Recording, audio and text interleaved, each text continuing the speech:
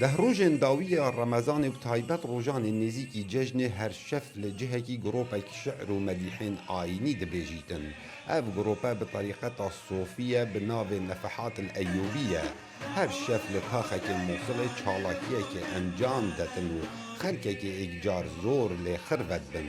Li ser demê çekdarên Daeş ev terîqete hatbûne qedeğekirin û tekiyayên wan hatbûne daxistin.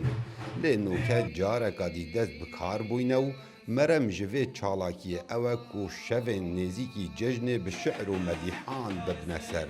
Her wesa dilên xelkî aram bikin. نشكر الله سبحانه وتعالى أن سپاس بو خودی افری و رسمه و گرانه و باجر موصل لسردم داعشی هاتبونه قدغه کرن و بکارکی نوی ناست کرن هلبت بو چون وان نراز بو جار کادید بیجم سپاس بو خودی افری و رسمه برنج و خبات خلک موصل و گرانه و كما تشاهدون الناس اليوم وكو هند بینن خلککی زور آماده بو یدا گهداری شعر و مدیحن اولی بکن و جمیجه ام چاوره بون گهداری مدیحا بکن خلق با آوائی که برفره جهر دورا گزا و همو تمنان آماده یه.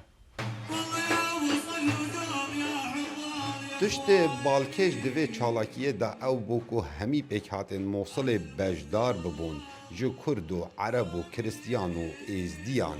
da ku pêk ve jiyan her li vî bajarî hebîtin. عدنا إلى مدينتنا عدنا لنبقى ام و گران بو باجر موصل دا بمینین ام و گران داوی کلتوری ساخ بکینه و به آماده بونا قشه رایت کو کسایتیه که کریستیانه و بجداریاوی دوی چالاکیه دا او چالاکیه که پیروزه و دگلمه او گلک دلخوشه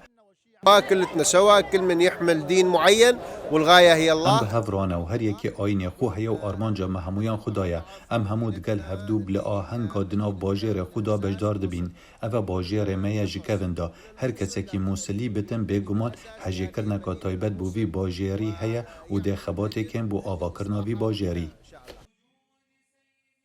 Her ji kevin da rojanên beriya cejnê li Mosilê bi evan çalakiyat birne ser, gotina şe'r û medîhan, lê piştî hatina çekdarên Daeş ev terîqete bi giştî hatine qedeğekirin.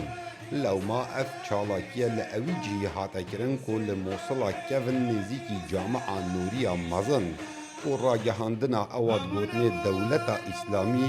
lê hat bûkirin li ser destê Ebûbekirê Bexdadî.